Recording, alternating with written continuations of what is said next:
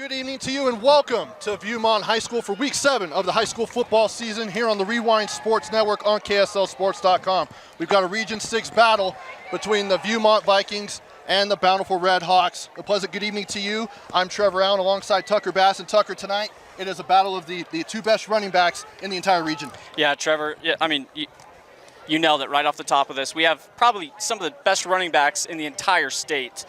Benji Tolman's leading the region in touchdowns overall with 9. And obviously, Seki Fekitoa is leading the region in overall rush yards. So it's really going to be a battle of the trenches tonight. We'll see which offense can dominate the line of scrimmage, because then we're going to see one of these running backs probably have a breakout game here to start the, second game of region play. So coming into this game, both teams coming off of losses. Bountiful lost to Woods Cross last week in a very physical football game. And then Viewmont played against Brighton when Brighton had a lot of their guys who were not eligible due to the transfer rule were eligible, and it turned into a lopsided game. Yeah, 42-14 was the final last week, and just maybe some early mistakes in that game, which really made Savage just kind of lack some confidence to kind of build on those first few drives. And then obviously, Brighton was just able to kind of take over and really dominate. And as you mentioned, that Bountiful game last week, we were talking about it before the broadcast, Trevor. I think it was the most penalties in any game in Utah football history. 38. Yeah. Which ended up setting a state record. Yeah, absolutely unheard of. So we'll see, obviously. Hopefully Bountiful can keep it a little bit cleaner. We talked to both coaches before the game. Both of them actually said the only thing they want to see characteristic-wise from each quarterback is confidence. Confidence is obviously key, especially in some of these young players at the quarterback position. So we'll see, again, what offensive line is able to protect their quarterback and give them some time to really look downfield, make some plays, get them comfortable, and see which team gets a couple first downs and see if they can hit the ground running. You and I had a chance to talk to both coaches prior to the game. What would you say are some of the keys for both of these teams if they want to get a win tonight? Well, Coach Jones said it best. He said he really just wants to dominate the line of scrimmage, and he said he's got a young offensive line there for Viewmont, the Vikings over here, and I mentioned a few times already in this pregame, the offensive line of scrimmage is going to be key for both of these teams to really get some momentum going, especially for Fekitoa in the run game, and obviously Savage leading, again, this entire Region 6 in passing yards. This is the best offense here for Viewmont that we're going to see in Region 6, so we'll see if they can keep building on what they've been able to do so far this season, and see if Savage and company can get to work here. This has definitely lived up to the hype of being a rivalry. It has been a one-score game as long as Coach Jones has been here, and he's in his 4th season. Yeah, Coach Jones has obviously done a pretty fantastic job so far this season. And, Coach, I believe it's Freckleton. Yeah, Coach Freckleton over there for Bountiful. They're coming off a state championship last year. And, Trevor, I like the question that you had to him pregame as well. Like, what are some of the things you can bring into it? And I really like the fact that he said, we're not even focusing on last year. This is an entirely new group. We're just focusing on what we can do to improve each and every day. And I think we're going to see that. They're going to continue to build upon some of the successes they've had early on this season. So Bountiful has won the coin toss, and they have elected to defer to the second half, which means Viewmont will start with the ball, and they will be going left to right as you watch it here on KSLSports.com. And Bountiful will be playing defense. They're in the road white with Viewmont in the maroon with the white helmets. And hard to believe, Tucker, we're already in week 7 of the high school football season. Yeah, it's going by far too quick, Trevor. Football season is essentially like Christmas every single week for me. I don't know if you feel the same way. Yes, Friday night, you get a little bit of action. Saturday, you get a ton of college football action, and then you finish off the weekend with, some of the best athletes in the world in the NFL. Yeah. And, some of these kids we might see getting up to those levels. We've seen a lot of high school football talent make it to the big leagues so far. Back to receive is number 8, Cole Ingram, and number 9, Austin Cannon. And it looks like it's going to be Cannon who's going to take it. He'll get to the 27. He does end up getting to the 30-yard line, and that's where Jack Savage and this Viewmont offense starts. Yeah, I mean, we mentioned it pregame. Savage is, leading this entire region in passing yards. So we were kind of talking to Coach Jones before the game, and he said he really just wants to get him in a rhythm. So we're going to see a lot of passes probably to the sidelines, some quick screen passes, and we'll see what they're able to do here on their first possession. And someone who's healthy in this game and wasn't last week was Benji Tolman, the running back, and he is 100%, and he's not limited on any snaps. So he's got trips to the top of the screen, one wide at the bottom. Savage hands off to Tolman, and he pushes forward. He probably gets a gain of maybe 1, maybe 2 yards on first down. Yeah, exactly what you want to see if you're the defensive coordinator for Bountiful. A nice job controlling the line of scrimmage there on the first play. We're going to see Benji just be able to really start getting his legs going. As you mentioned, he didn't even play last week. He did play, but he only had 2 carries. Okay. And so they tried it out. Coach told me then after that, he's like, I can't go. And then it went to Noah Whitesides after that. But Tolman in the backfield again, and he gets the handoff again. He gets a little bit of space, shifts to it, and he's off and running. He's at the 45, down to the 40, and he's tackled down to near the 30-yard line. What a big run on second down for Benji Tolman. Yeah, Tolman able to break free. A nice job in the zone blocking there by the offensive line. He's able to kind of pick his way through the defense. He might have gotten a little bit confused there, Trevor. His own guys were downfield with him, and he might have, off that peripheral vision, saw some of those guys and maybe thought it was a defender and tried to cut back behind him. Obviously, a great play there on second down. And now Tolman comes out of the game for a play. Noah Whitesides, a senior, is in at running back with Savage at quarterback. He'll throw it out, and it's caught. And then he tried to make a guy miss, and he gains probably a gain of 3 yards by Brady Clegg. Yeah. Again, that's the kind of passing that we're going to look to see Savage complete here early on in this game. He wants to get his confidence going. So some of those easy out routes, get the ball out quick, get some completions, get a first down, and just keep the ball going. So second down coming up, and ball is at the 29-yard line. And got 1 wide at the bottom on the weak side. Savage. He'll hand off to Whitesides, who had a great game. It nearly had 100 yards last week in their loss to Brighton. Yeah, a good job here by Viewmont, able to make it a third and extremely manageable. Staying very short yardage here, yeah. So staying on schedule here is Viewmont.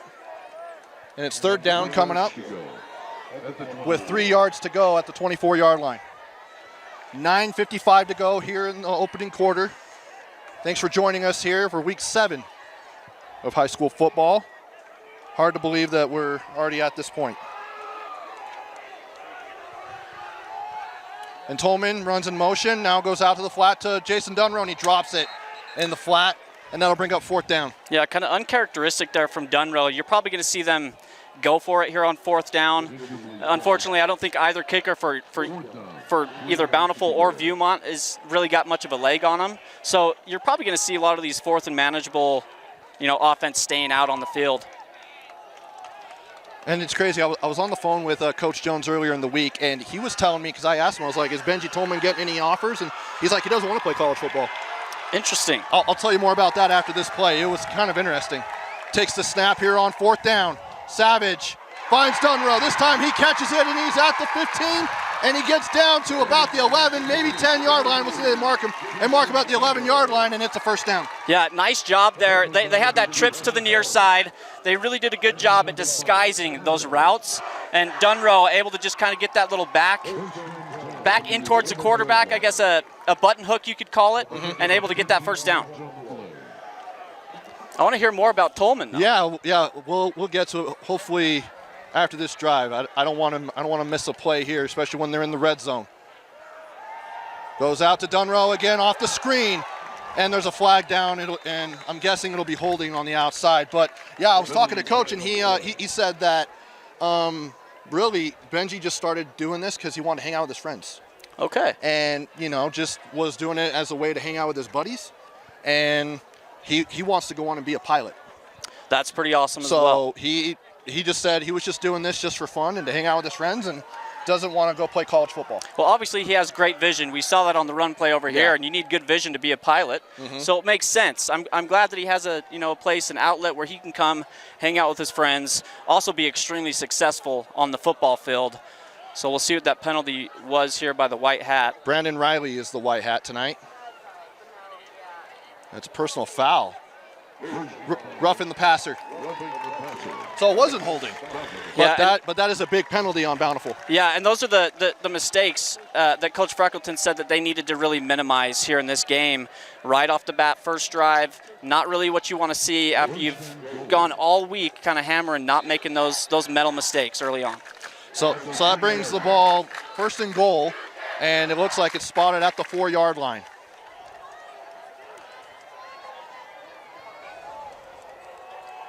And Tolman is in the game with Savage. They go into this formation almost every play. He goes to Dunrow one-on-one. Is it caught in the end zone? It is! Touchdown, Viewmont! What a catch on a fade route by Jason Dunrow. Yeah, Dunrow able to, create a little bit of separation there, but really a fantastic back shoulder throw from Savage. That's exactly what you want to see if you're Coach Jones on the first drive of the game. Again, just trying to get him settled in, make some plays, and get off the field. So first drive of the game results into a touchdown, and that is, I'll get the number of touchdowns for Tolman, or for Dunrow. That's his 10th touchdown on the season, which he was coming in tied for third in the entire state. Yeah, 27 receptions, 517 yards. He obviously had a few catches there that really upped the yardage there. But again, fantastic play on the ball. What I love to see from a wide receiver, Trevor, is that late hands, right? You don't want to show it too quickly, give the defender an option to break up that pass. He had late hands, able to catch it, corner of the end zone, 6 points for the Vikings. So a great drive, ended up converting on 4th down, and now have 7 points on the board for Viewmont in this rivalry game, and it's been close the last few years. I believe it went to double overtime last year is what Coach Jones told me, and it was a comeback effort where they were able to take them down, and that was the only loss on the season, I believe, that Bountiful had. Yeah, I think they were down like 27 points as well, so and a that huge was the only comeback loss for Bountiful last year. Went 13-1 on their way to a state championship.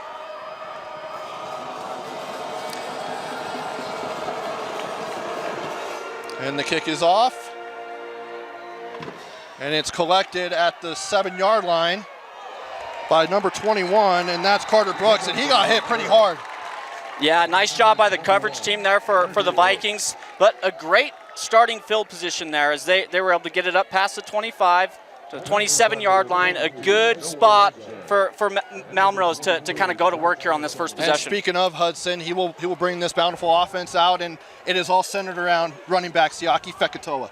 Yeah, Fekitoa is, again, one of the best running backs, one of the best talents that we're going to see on this football team. Probably their best athlete overall, so we're going to see him get the ball a lot to start this game. And Malmrose is in with Siaki Fekitoa. Play action. He throws it out and overthrows his man. That's number 17, Max Feller, out in the flat. It'll bring up 2nd down. Yeah, and really, Malmrose has done pretty good so far to start off this season. His one knock has probably been his accuracy. Obviously, rolling out to his left as a right-handed quarterback makes that a little bit more difficult to be able to get your shoulders square and make that pass. So we'll see if they kind of change up some of those quarterback swing plays out to the edges. Give him a little bit better vision to be able to make those passes downfield. Fekitoa to the left of Malmrose and trips to the bottom. Hands off to Fekitoa, and he'll get to about the 30-yard line, and looks like a gain of about 2 or 3 on 2nd down. Yeah, Trevor, we've mentioned Fekitoa a lot to start this game. He's 3rd in Region 6 in rushing yards, 5th in total touchdowns. He's got 6 total to start this year, so he's really going to be their go-to option. He has 9 as a team. Yeah. So really the offense is centered around number 0. Yeah.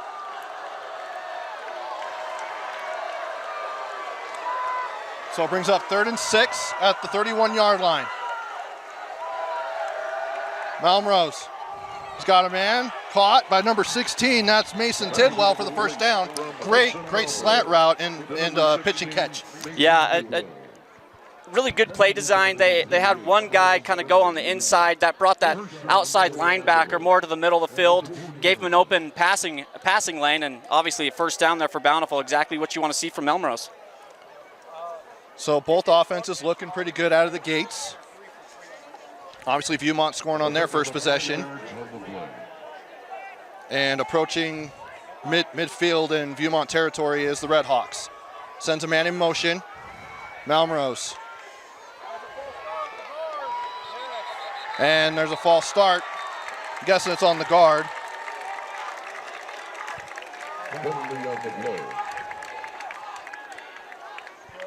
Yeah, 2 early penalties here, Trevor.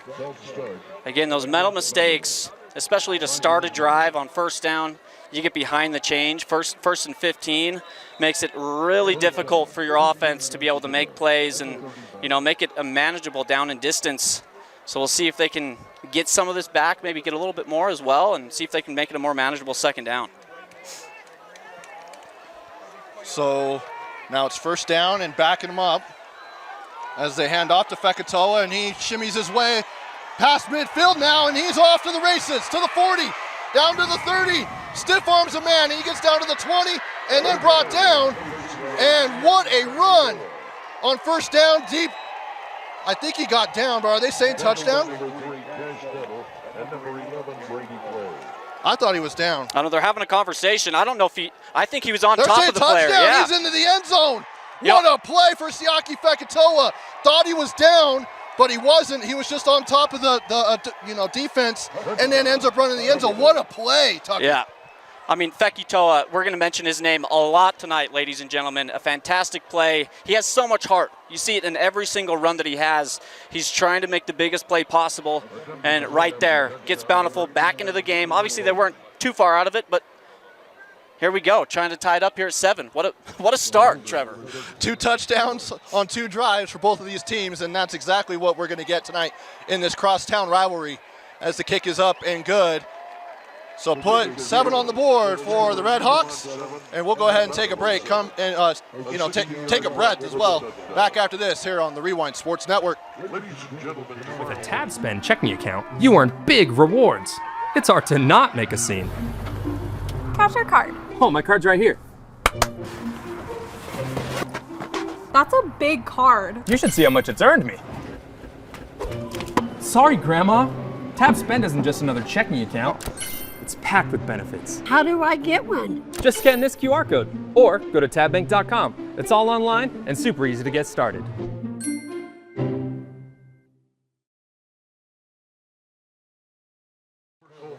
For the Redhawks. Kicking off for the Redhawks is Cooper Coleman. And back to receive is number 8, Cole Ingram, and number 9, Austin Cannon. Yeah, Trevor Fekitoa able to get his 6th rushing touchdown on the year.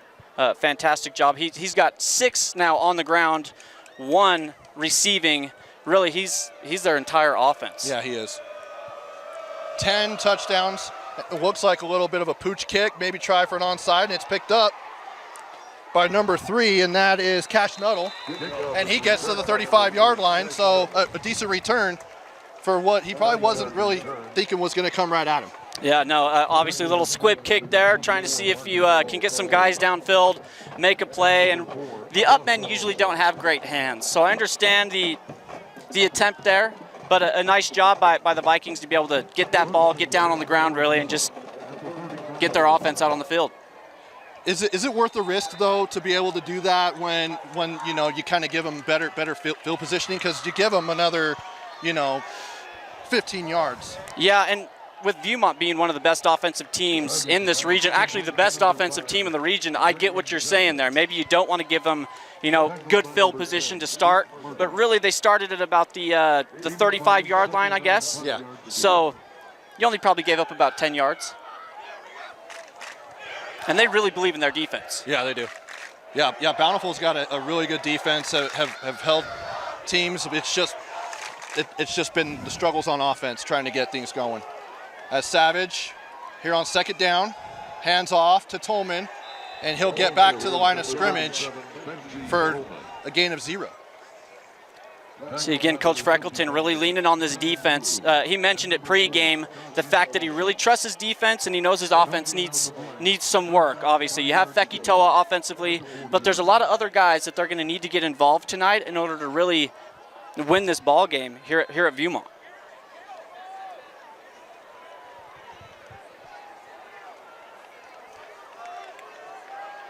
So we've got 3rd down and 5, ball at the 40, play clock down to 10.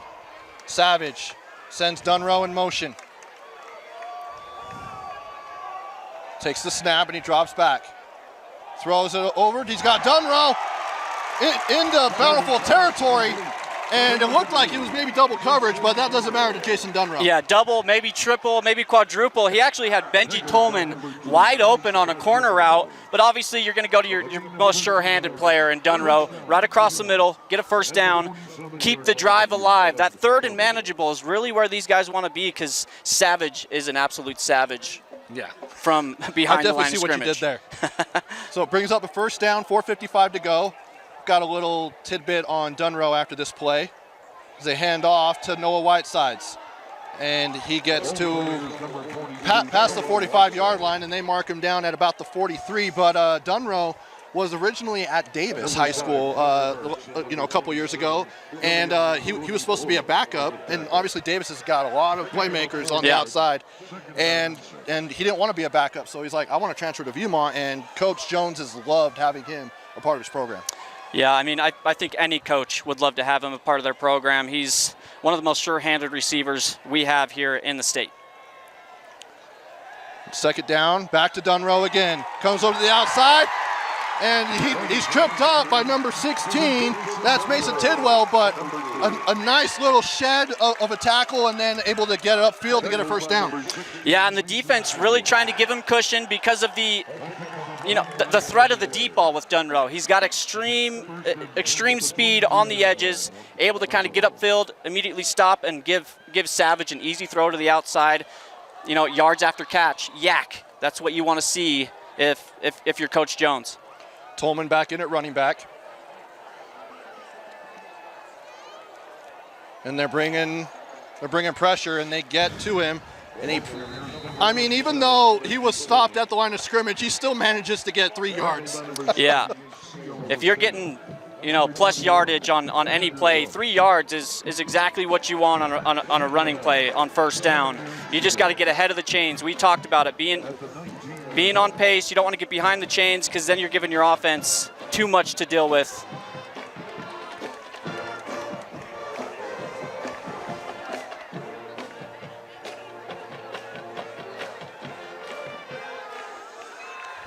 There's Savage. He's going to the end zone. He's got Dunrow, but he overthrows him. Incomplete, but he definitely beat his man on the outside. Yeah, a nice double move there by Dunrow. Again, we mentioned just a few plays ago the threat of the deep ball.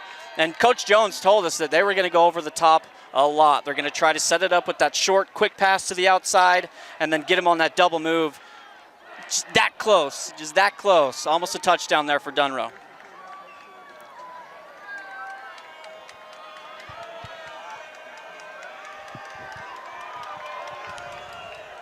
Third down now, and 7 with 3 minutes to go. Takes a snap is Savage. And he's looking for his man, that's number 1, Parker Rose, but throws a little short, so it brings up 4th down, and you're probably going to expect them to go for it. Yeah, unfortunately, the left side of that offensive line, the young offensive line that we were talking about to start the game, kind of broke down. That forced Savage to this side.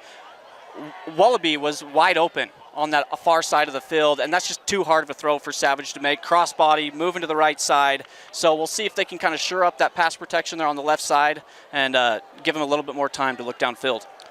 The one thing Coach Jones has said about his offensive line, he brings everybody back from last year, and that was an 8-win team.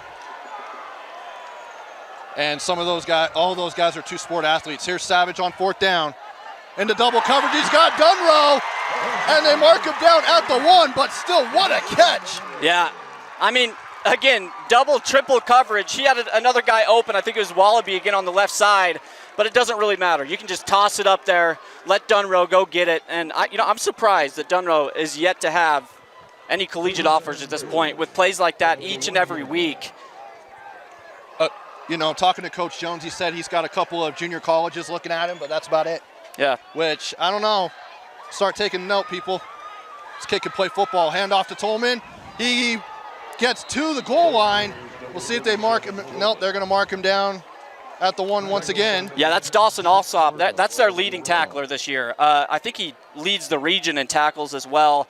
He's got something like 63 tackles on the season, so he's one of their best playmakers and really their leader on defense there at middle linebacker. And they're bringing in another back. Noah Whitesides, I believe he's in with Tolman.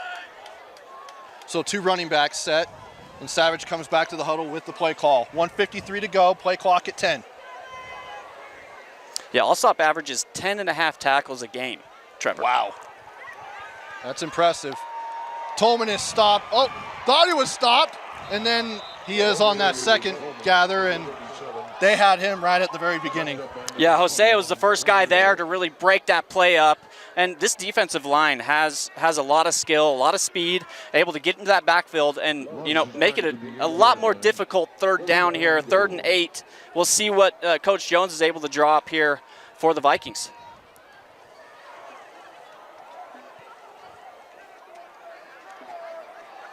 Yeah, 1:12 to go. I wouldn't be surprised to see him toss it up to Dunrow right here. 3rd and 8, yeah, that was what they did on that first drive, was just a fade route, and now he moves into the slot on the left side. And now it goes to Tolman on the screen, and he bulldozes his way into the end zone. Touchdown, Viewmont. Just trucked a man like he was playing Madden. Yeah, nice job there by Benji Tolman. He's really a dual threat there from the backfield. He can catch the ball. He can make plays with his feet.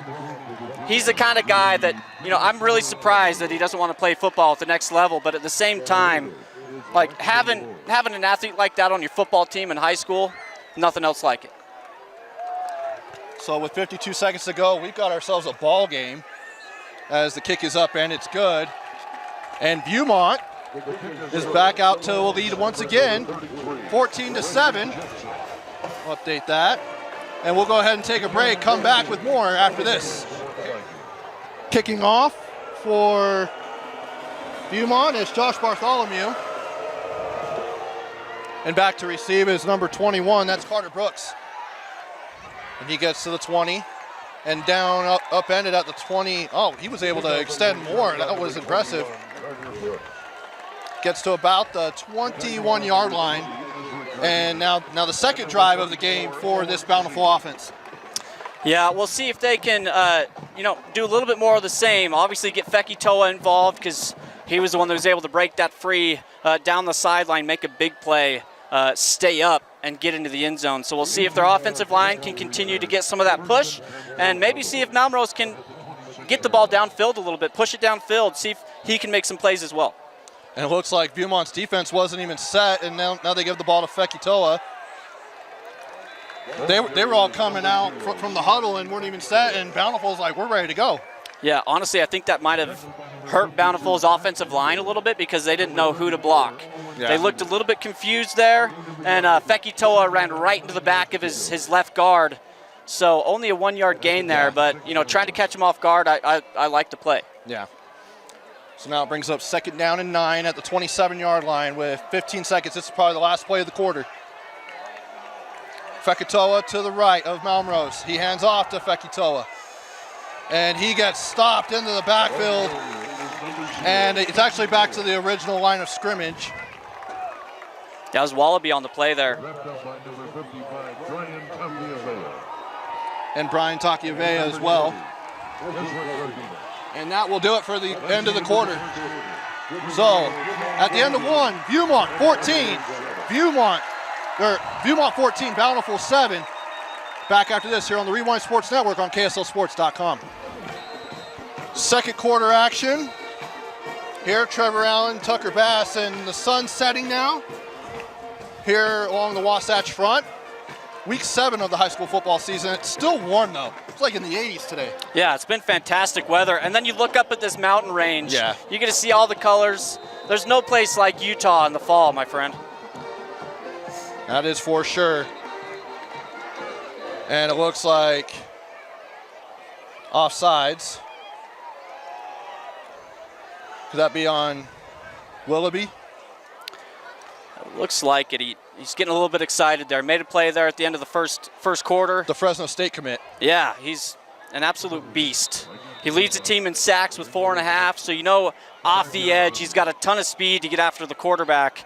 And, you know, just to kind of mention a few scores here in Region 6, obviously our score here 14-7, but Brighton's up 7-0 early on against Olympus there in the second quarter. Which Olympus has got a great defense. So that's saying something. Now, Malmrose drops back. He's got a man, and it's caught down to the 40, and he is tripped up, but that's number 22, Kepa Satuwala. Yeah, Satuwala is one of their go-to wideouts. They're able to get downfield, and a fantastic throw right on frame from Malmrose, right down the middle of the field. A nice job there to save the touchdown there by the DB. I think that was number 4. Or I believe it was it could have been yeah, number 6. I think it was Jackson Nuttall. Oh, it was Jackson Yeah. Nuttall? Okay.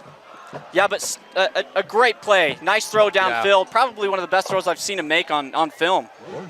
Yeah, he had him beat on that coming across the middle as Malmrose gives it off to Fekitoa, and he is stopped. He was stopped in his tracks, and now they say that there wasn't any progress. Number 52, Mac Youngberg. Yeah, on that stop. Youngberg, another one of their stud D linemen there, able to use the swim move. I don't know if he swims a lot in the pool, but he used it here, able to get into the backfield and make a fantastic play there. He also plays on the offensive line, and I know Coach Jones was saying all of his 5 offensive linemen play multiple sports. I think one of them's on the basketball team, and then one of them's supposed to be a favorite to win state in wrestling. Yeah, I mean, with their record, you'd expect a lot of them to be extremely good athletes, and we're seeing that product on the field here tonight, Trevor. It's also the lowest enrollment at that school in Davis School District as Fekitoa. It's out to the 35. And Coach Jones said that between like going to 4A and 5A, they wanted to stay in 5A. They wanted to be in this region because it gives them the best competition. Yeah, I mean, if they're anything like me, you always want to play the best. Yeah. If you want to be the best, you got to play the best. So that's what they're doing here. Obviously, Bountiful coming off of their championship season last year. We'll see if they can, do something here on 3rd and long. They were able to make it a little bit more manageable. Fekitoa really had a burst of speed right as he got that handoff on the last play. Fekitoa being looked at by a couple of Mountain West schools, or future Pac-12 schools, I guess. As Malmrose comes back to the right, and he's got some room. He gets to the 30, to the 25, and he's out of bounds. And he's hit, but I think they're just going to call that as an incidental contact, not a hit out of bounds. But he does pick up the first down in a big-time play there by Bountiful. Yeah, and obviously we were talking to Coach Freckleton before the game. He mentioned to me that he really wanted to see Malmrose get some confidence. I think what that long pass play did early on here on this drive was give him, a mindset of like, I can make plays. He was able to do that here with his feet as he got out here to the outside and able to pick up a big first down there on 3rd. So approaching the red zone, they're pretty much knocking on the doorstep. So 2 running backs, hands it off to Fekitoa, and he's bursting out the middle now out to the outside. He's going to get into the corner of the end zone, and he's in. Touchdown, Bountiful. Touchdown number 2 on the night for Fekitoa. Yeah, make it 7 total on the ground for the season for Fekitoa. Again, he's their offensive go-to early on to start the season, early on to start this game. But really what set this touchdown drive up was their quarterback, Malmrose, able to make a play with his arm, able to make a play with his feet, and then nobody as shifty as Fekitoa, able to break that to the outside and score 6. As I was driving in, to Viewmont High School, I was thinking to myself, man, we might have a defensive battle. That's been hasn't really come to fruition. Yeah, more of a offensive shootout we have here, Trevor. Which I will take that any day of the week. Yeah, everybody likes watching offense. Yes, offense is fun football, and we've got some great ones tonight, and we're glad to have you along here with us here on KSLSports.com. Now, as you're looking at this, is it just kind of just trying to go punch for punch? I know adjustments are going to be made on defense, but it's not like, the defense has really been bad. I mean, they have been getting into the backfield. It's just more of that one play going over the top. Yeah, obviously that's something that you're going to tell your secondary, especially because it was Nuttall that got beat. He's your free safety. That's the last thing you want to see from your free safety, letting somebody get behind you, right? So that's an easy adjustment there, I think, for the defensive backs. We'll see if they can make that adjustment. But really, I mean, it's really hard to slow down a rushing attack when you've got Feki Toa in the backfield. And the swinging of the arms by the Redhawks. Red Rover, send the Redhawks right over. Oh, there you go. Tucker Bass bringing the heat tonight. As Nuttall, he brings it up and he approaches the 35-yard line. A pretty decent return there for Viewmont. Yeah, nice job. Giving themselves some good field position to work with. And, honestly, the only reason I know that Red Rover statement is because I have 3 children. So, shout out to our kids, right? Yep. Gotta love them. We wouldn't be able to do this kind of thing without their love and support. So we, for sure. We love our families, and hopefully, if they're watching us, they feel that love from far away. Yeah, definitely. I got to give a shout out to one of mine here in just a few minutes. I have to make sure he's watching the game though. Now here's Savage, and the Viewmont offense. And Tolman goes right up the middle, finds a big gap, and he gets taken down at about the 44-yard line and picks up, looks like a first down. He's right at the marker, and they're going to give him the first down. Yeah, you could have driven a truck through that A gap on that play, Trevor. Yes. Nice job by Tolman. I think he's wearing a Guardian cap. I haven't seen any other high school player wear one of those. I've actually seen a couple, but not like a running back. Yeah. I mean, he had his head down. Right as he bursted through that line of scrimmage, was really trying to get speed, able to pick up the first down and move the chains.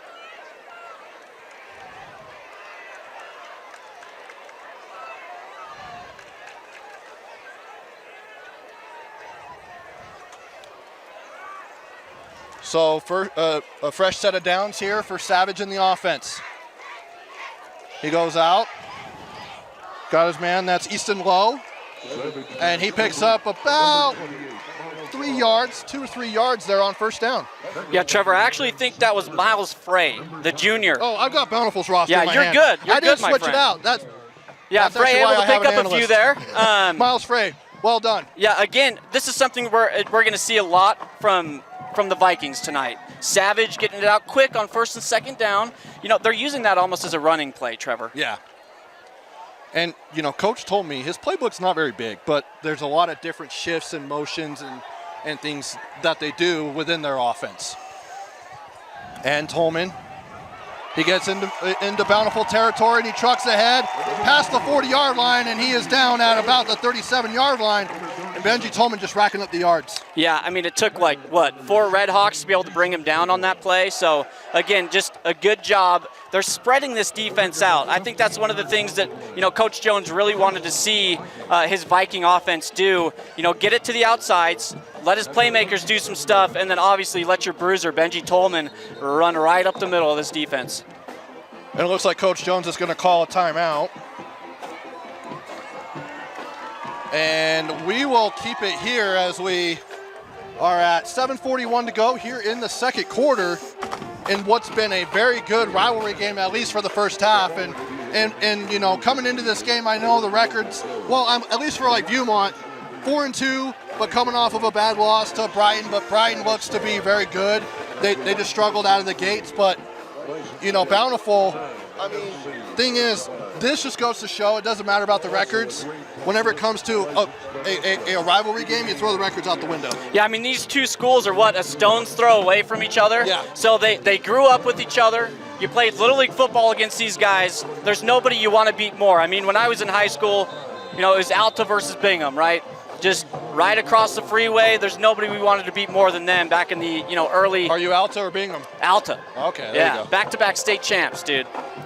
Did you happen to play with a guy named Moose Bingham? I did, actually. Oh, you did play with Moose Bingham, all right. He was a year younger than me, though. All right. The kicker Moose. Good old Moose. There's no color commentator that we have at KSL who's more colorful than our friend Moose. That is for sure. I've done a game with Moose, and it is a adventure in and of itself. It's almost a game within the game. It really is. As Savage here on first down, screen pass to Dunrow. He sheds one tackle, and then I don't know how he got past that. I think he broke 2 or 3 tackles along the way and was able to pick up 3 yards when it looked like he was going to lose yards. Yeah, just a little bit of over pursuit there by the Redhawks. I think it was a really good play recognition, obviously, by 2 of the guys out there on the far side of the field. So we want to see them continue to do that. But I think what you might see next here, Trevor, is one of those pump fakes to the outside and let Dunrow get downfield and see if they can, get it downfield as quickly as possible. So Tolman, it looks like trips to the top of the screen. Savage, he's looking deep. He's got a man, and it is incomplete, but great breakup there. Number 9 was the intended receiver. That's Austin Cannon, and I believe it was number 11 for Will Smoot. Yeah, Will Smoot. On the coverage. Really good coverage there by Will Smoot. Yeah, Will Smoot's actually got, I think, 3 pass deflections so far on the season, so he does a good job. He got beat there initially. He was able to get back downfield, get his hands in front, and there's no face guarding in high school football. So he did a good job to make a play on the ball, help his defense survive another down.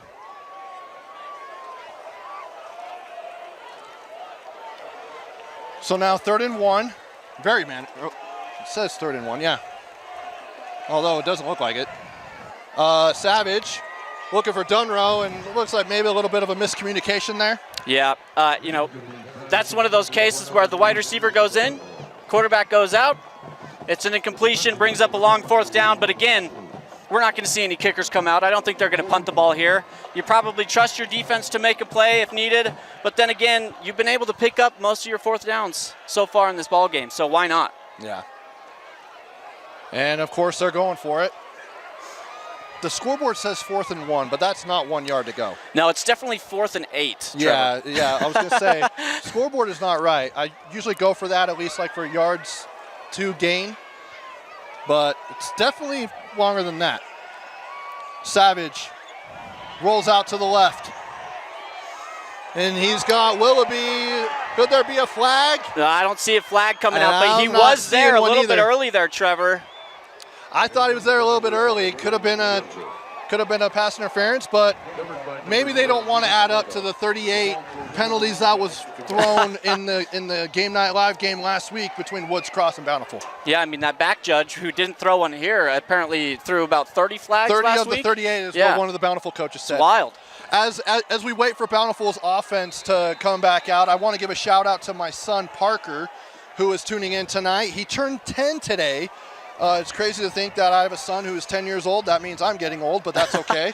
But he is my absolute best friend. Love having him in my life, and I hope he has a great day. We will definitely celebrate tomorrow as Fekatoa is tackled in the backfield. But a happy birthday, Parker. Your dad loves you. Yeah, happy birthday, my friend. Give your dad some grief that he wasn't there on your birthday tonight, but have a good time tomorrow. There was a lot of people missing tonight. I don't think Vince Francis would have let me have tonight off, but it's okay. We've got a great party planned tomorrow. Well, I'm glad you're here with me tonight, Trevor. Yeah. I hate to take you away from your family, but I got to spend a little time with him today. But the party's tomorrow anyway, so it'll be good. But we got a party here at Viewmont as Malmrose throws it out. He's got a man out of bounds. Trying to see if is that number 6. I think it's number 5.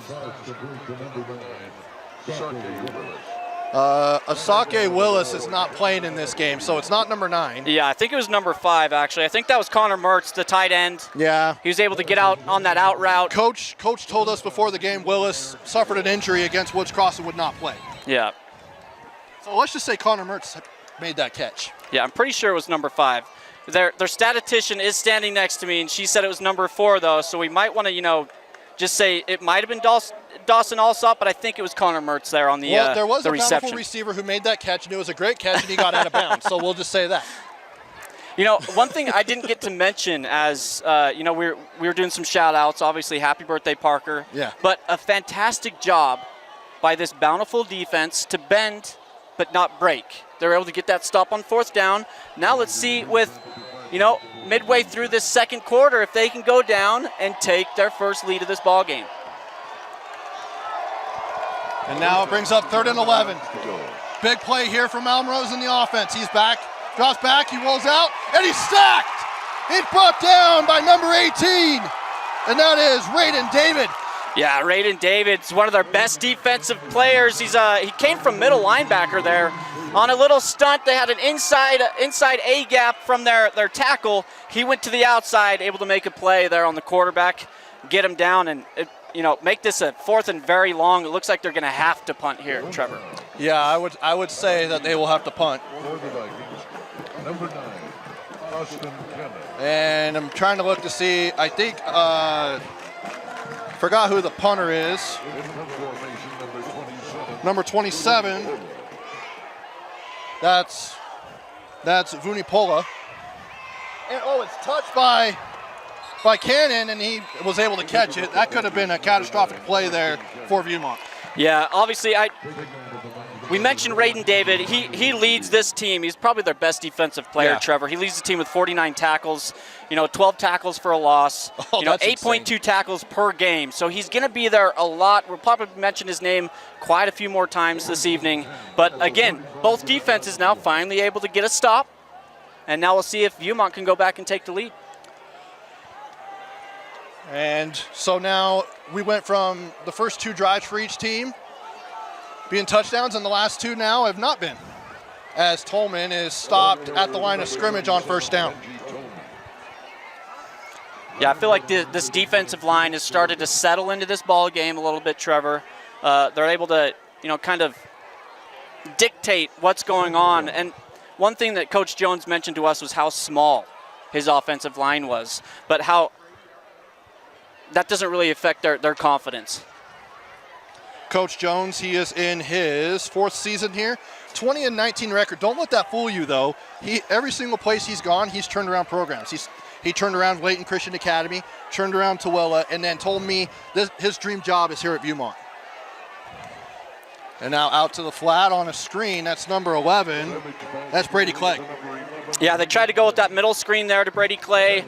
The offensive line was just a touch too slow. The defense a little bit quicker, able to get that stop there and make it an extremely long 3rd and 9. And it was Alsop there on the tackle again. He's everywhere right now.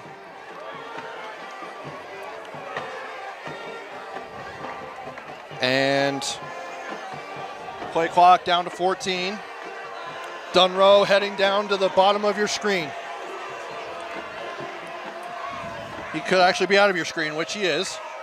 As Savage throws it, and it's tipped, and almost still caught by Benji Tolman.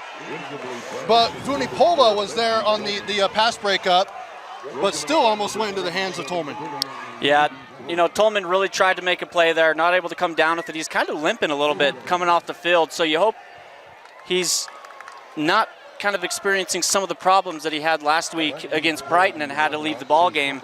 That would have really hurt this offense if he's not able to be 100%. Yeah, Tolman, I think he hurt his ankle last week against Brighton, and it looks like we've got roughing the kicker, maybe? Nope, they're saying no, but the ball's loose anyway.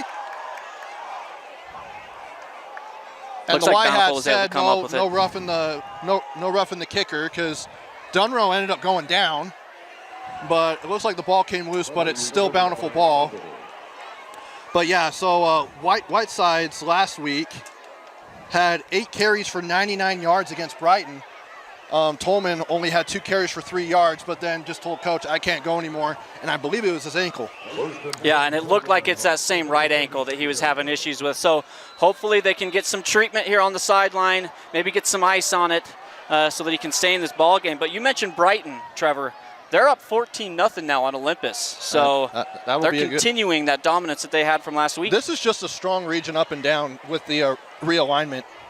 You've got Woods Cross, who's ranked, as Fekatoa stopped into the backfield, and If it's not one guy, it's another. The initial stop was by number 52, and we've already called his name once, but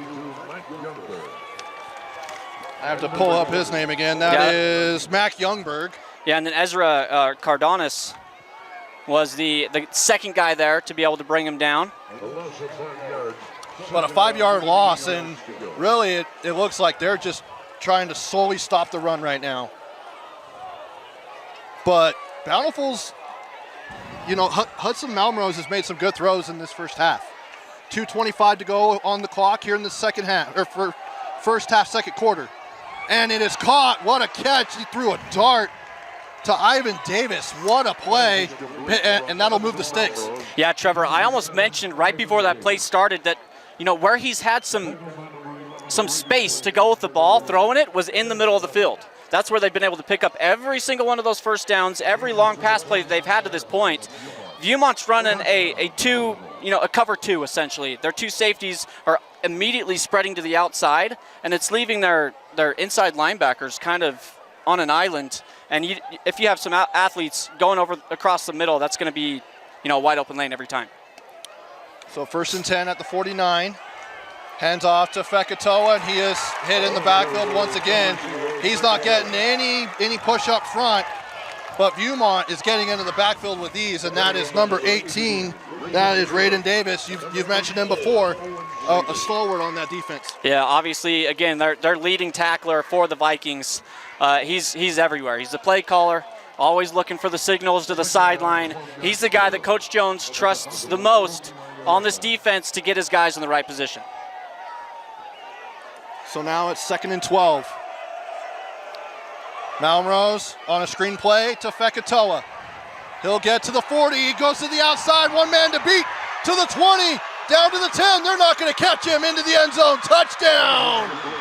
Touchdown Bountiful. And that's 3 touchdowns, 2 rushing and 1 receiving for Siaki Fekatoa. Yeah, he's getting up there. He might be leading by the end of this night the entire region in scoring touchdowns. So it wouldn't surprise me, but a nice job there by Malmrose. He stayed patient. He was able to, get a few steps back. Raiden David had a steam head right in front of him trying to go get Malmrose. Great job by the offensive line to let those defensive guys release, give Fekitoa some room to break it to the end zone. And the kick by number 39, Ty Morrell, is good. Now the score 21-14, Bountiful with their first lead of the night. Back after this here on the Rewind Sports Network. Tonight's game brought to you by Tab Bank. Tab Bank, home of the Tab Spend Rewards checking account with 3.5 annual percentage yield on your account balance and 1% cash back on eligible purchases. But great rewards are just beginning. Convenient online and mobile banking with no hidden or complex qualification requirements, no minimum opening balance, and no account fees. It's a big deal. Member FDIC. Tucker and I will give our helmet sticker after the game, and we've got some good ones as Whiteside collects that kickoff, and he gets to the 35-yard line. Some pretty good candidates already tonight for a helmet sticker, as there's a little bit of a scuffle, but nothing to be thrown a little a flag about. extracurricular, right? Yeah, he was just giving him a hug. Yeah. Saying how happy he was to see him. Yeah, it's like, hey, love you, glad we live by each other. Yeah. I'm with you, Trevor. I'm really hoping that we can see Savage kind of let loose a little bit. Give him some options downfield. Dunrow hasn't seen a target in a couple possessions. It's been, I believe he hasn't had one the whole quarter.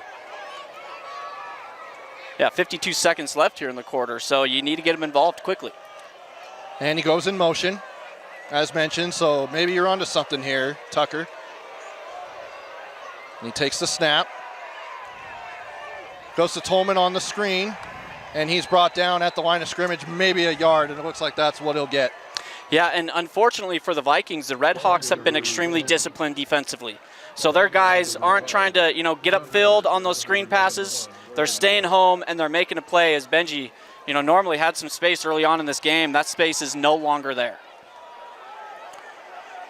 Now 23 seconds left. Coach has two timeouts. Bountiful has 3, so Coach Jones with 2. 18 seconds. Doesn't look like they're in any hurry to try and get a play off. Bountiful will get the ball to start the second half. Yeah, kind of interesting not to see any sense of urgency here from the Vikings. Savage, he'll hand it off to Tolman, so they're not really looking to get into the end zone, although there is a helmet off by a Bountiful player, and that is Dawson Alsop. Tackled by number 10, Sigfrida. But that will end the half. At the end of the first half. So with the score, 21 Bountiful, 14 Viewmont. Tucker, thoughts on the first half of what we saw here? Yeah, obviously it was looking like it was going to be an offensive shootout there in the first quarter, Trevor. We've got a complete flip here in the second. It was really just, defensive tenacity that we saw from both ball clubs, and really it was just one play that, the Redhawks were able to make there towards the end of that first half, where Fecky Toe was able to break it to the near side for 6 on a really great screen pass right up the middle. Just Malmrose has been extremely patient, and I think what Coach Freckleton really wanted to see out of Malmrose was confidence. And I think with how he's standing in that pocket so far in this first half, that's exactly what he's seeing. And I think Coach Freckleton's going to be extremely happy with his ball club going into half.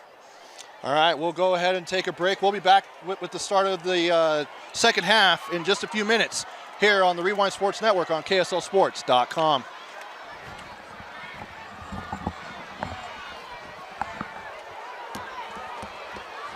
I'm Austin Strong, CEO of Tab Bank.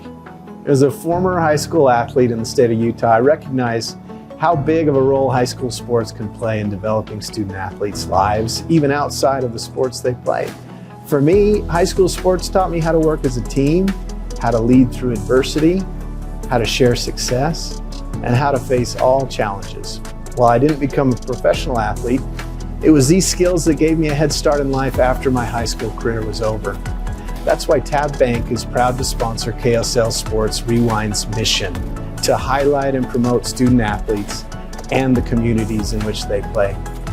As a proud Bonneville Laker, I know the importance of the role a community plays in the success of a team, and I wanted to create a banking environment that gave our customers that Friday Night Lights feeling of community and togetherness.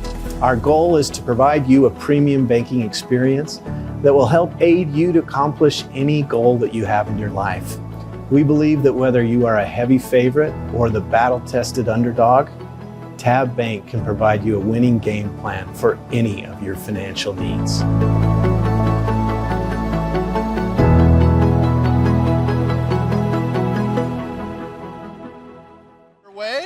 They just added more time to the clock, but that's okay. Trevor Allen, Tucker Bass here with you. We could chat up of what we saw in the first half and what to look forward to here in the second half. And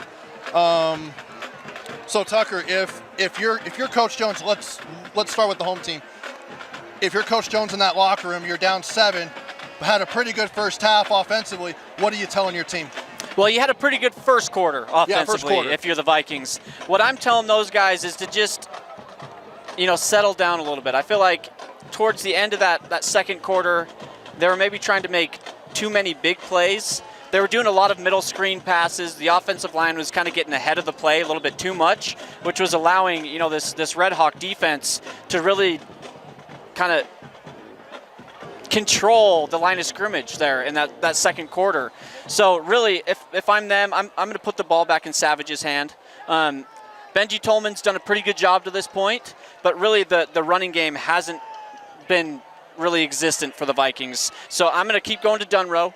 They kind of went away from that after the first quarter. We mentioned that a couple times. So yeah, just settle down. There's plenty of time in this ball game for them to get back, tie it back up here. I think they Bountiful will get the ball to start. Bountiful gets the ball. They won the toss and deferred. They had a couple stops, though, defensively in that second quarter. So if you're sending your defense out there, you just need them to control the line of scrimmage. Coach Jones said that was one of the biggest things that they had to focus on if they were going to win this game.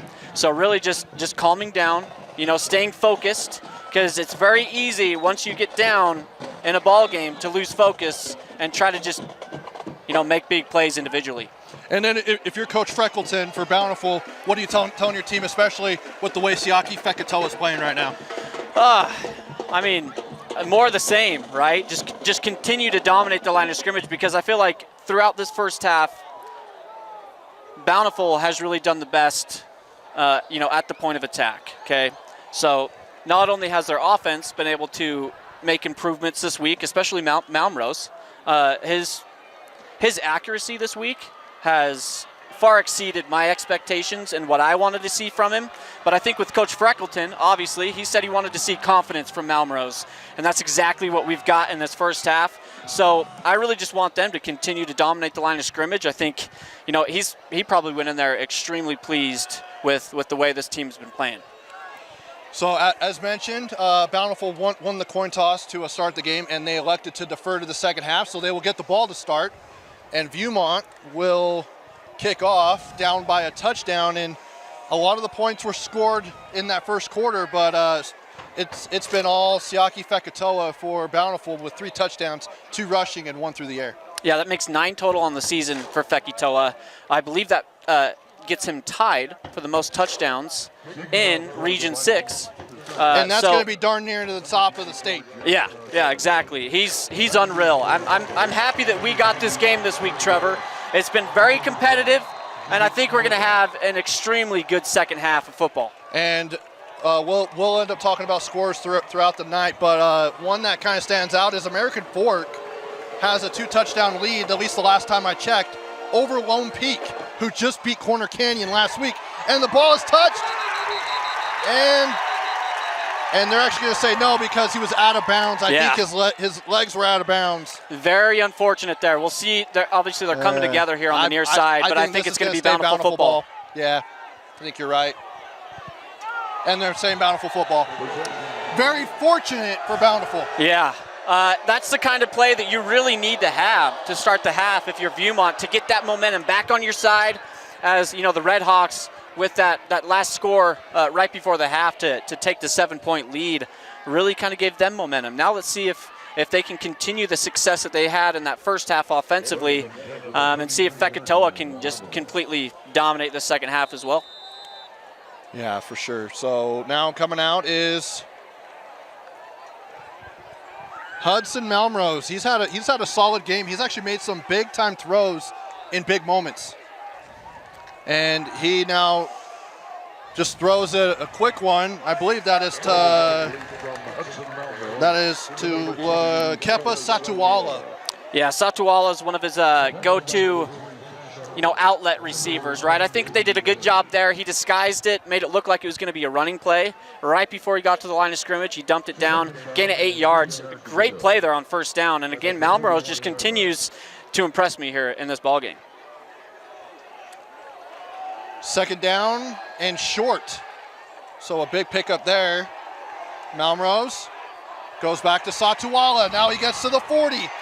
Down to the 30, and then he's brought down. What a play there, almost back-to-back, just wide open, and just making plays for Satuala. Yeah, it looked like Viewmont's secondary just kind of got lost there. They followed both guys that were out on the far side of the field into the deep quarter, and that just left wide open green grass for Satuala after he made that catch to, again, get some more yak for this team. 10:55 to go here in the third quarter. And Bountiful is trucking along to Fekatoa. And he will pick up about 3 or 4 yards there on first down and a solid run after 2 big pass plays. Yeah, that's exactly what you need, just to stay ahead of the change, stay on schedule. This has been a fantastic first drive here for the Redhawks, especially after that could have been a very costly turnover to start the second half. I felt like Malmrose has been more poised. I know turnovers has kind of been his issue, having more interceptions than he has had touchdowns and things like that. But I feel like the juniors come out, especially in the last, I would say, 2 drives, and has really shown well. Yeah, statement game for Malmrose.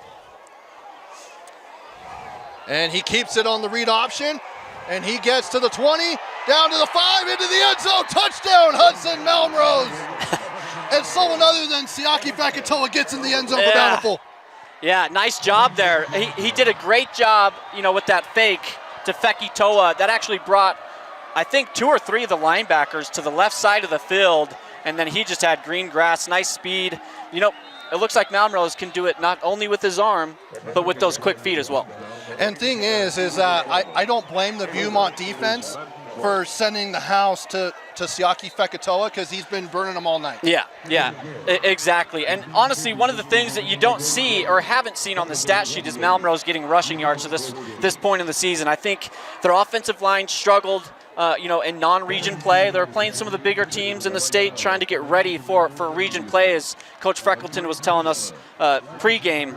And, I think that resulted in quite a few negative plays in terms of taking sacks, which go down as, negative rushing yards. But obviously this kid can make plays with his feet. He's done it a couple times here tonight. Well, that was his first rushing touchdown of the season. Coming into the game, he had minus 72 rushing yards. Yeah. But as you mentioned, sacks go down as rushing yards. Yeah. And so, I don't think it's fair. I honestly think No. a sack in some cases should actually go down as negative passing yards. Yeah. Right? And Maybe something needs to wasn't- change, but who knows? Wasn't there a time where it did, though? Where that was the case? It might have been, but I don't think Obviously, it's I don't not think this any time year. recently. Yeah. Oh, and it's dropped there by Cannon, but he picks it up at the 10 and down to the 20. So crisis averted there for Viewmont. Yeah, I think that's something that we mentioned at halftime, right, Trevor? Is just keeping your head. Now they're down 14 points. So are they going to be able to stay focused here? Try to get some momentum back on your side. That's the second time in this second half that they've muffed a kickoff. They haven't really been able to get anything going with Benji Tolman and the running game, but we'll see the adjustments Coach Jones and his staff has made here as Viewmont has the ball out to Dunrow, who we haven't seen since the first quarter, gets to the 30. So on cue, Dunrow getting involved. Yeah, obviously that quick pass play to the outside, but Dunrow's injured. That's exactly what you cannot have if you're Viewmont. Dunrow is going to the sideline, limping extremely bad there. So Dunrow off the field. Well, he's not going over to the trainer's table, so that's a good sign. Although there's not a trainer's table. There's one. It's just on the other side. As I'm looking up and down the sideline, I don't see one. So, but it looks like it maybe just cramps. You don't want to speculate as Parker Rose gets that one for a couple of yards on first down. It looks like the trainer's looking at his ankle here. I think he might have rolled it. He had a couple guys near his the lower part of his legs, and I think he might be okay. Get some stretches done, maybe retape. Yeah, tape it up again. Get back in the game because they really need him out there. That would be a massive loss if Dunrow can't go here for this Viewmont offense. Now Tolman, he'll get a couple of yards on second down. And something going Viewmont's way is Cooper Willoughby, who's really a tight end, is helping with blocking, and he's a very good blocker as well. Yeah, I would honestly like to see them get him more involved in the passing game as well, because I think he's a freak athlete, right? Yeah. Obviously, he's going to Fresno State, one of the best defensive players they have on this ball club, but he's had some routes that he's ran that have been extremely, extremely well-ran routes, and he's been open quite a few times. Savage just hasn't had the time to, scan through his reads. I don't think Willoughby's been targeted tonight. He had 4 catches last week, though. Savage looking, and he's got him in. And they do throw the flag. The back judge does. It looks like pass interference. The intended receiver was Austin Cannon, number 11 for Bountiful on the coverage. That's Will Smoot. Yeah, Will Smoot. I honestly thought that was pretty good coverage, Trevor. I thought it was too. The crowd obviously wanted that. I think maybe that was a little bit. We've also got a Viewmont coach just over by our cameraman Kirk here. Home field, I think that gives them calls like that, right? Again, Smoot, great coverage. That keeps the drive alive for the Vikings. And honestly, you really hope. It looks like Dunrow's back in the game, Trevor. Just tape him back up and let's go again. You have to believe that a kid like that is not going to miss much time. Yeah, competitive nature. You can tell that he has it. He's a baller for sure. And now they split the trips to now it's 2 each. Savage, he'll roll, goes out. He's got Willoughby and he's caught on cue there, Tucker, as he gets to the 35-yard line, and it takes almost the entire Bountiful defense to get him and still doesn't get him down. Yeah, you might as well just hand the ball off to him in the backfield. I don't think anybody's going to be able to bring that big boy down. again, the middle of the field for both of these quarterbacks has been wide open. However, I think the mindset for both of them has been to go out to the edges and try to get it outside to their playmakers. But really where they've had space to work the ball into is the middle of the field. Yeah. 7:45 to go here in the third quarter. Tolman stopped right in the backfield. Great play there by Dawson Alsop. Yeah, Alsop, again, on the blitz there. Really good play recognition from Alsop from the outside linebacker position there. Again, he's only a junior, Trevor, and he's leading this team. I think at this point he's probably got to have 5 or 6 tackles tonight, which puts him well over 50 tackles on the season.